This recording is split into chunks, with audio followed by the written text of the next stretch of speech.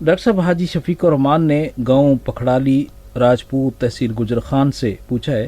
کہ آج کل سوشل میڈیا پر ہماری نوجوان نسل اس قدر مشغول ہے کہ اپنی شکلیں بگاڑ کر پیش کرتی ہیں،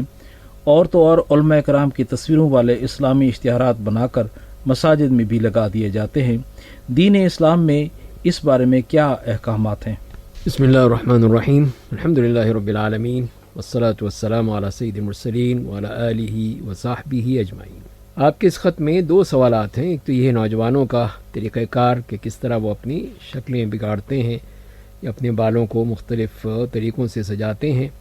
اور دوسری جو آپ کی بات ہے وہ یہ ہے کہ مساجد میں اس طرح کے اشتہارات خاص طور پہ اگر تصاویر کے ساتھ ہوں تو ان کا کیا حکم ہے۔ تو جہاں تک کہ پہلی بات ہے کہ اس قسم کی جو چیزیں ہیں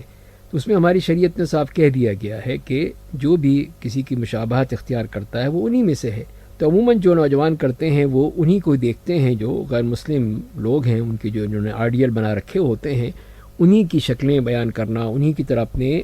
بالوں کو بنانا یا اور کسی قسم کے جو بھی لباس پہننا، تو وہ چیزیں جو ہے پھر ہماری جو اصل تشخص ہے اس کے منافی ہوتا ہے۔ تو بہتر یہی ہے کہ جو ہمیں ہمارے دین نے طریقہ دیا ہے اپنے لباس کے لحاظ سے، شکل و صورت کے لحاظ سے، بالوں کے لحاظ سے، ہم اس کے لحاظ سے ہی ہم کریں، اور نوجوانوں کو بھی اسی کی تربیت دیں، والدین کی ذمہ داری ہے،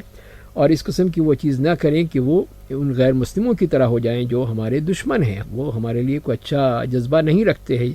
جیسے کہ ہم دیکھتے ہیں کہ فلسطین میں کس طرح یہودی جو ہیں وہ مسلمانوں کو قتل کر رہے ہیں، تو ہم انہی کی شکل و صورت بنائیں تو یہ ایک اچھی بات نہیں ہے۔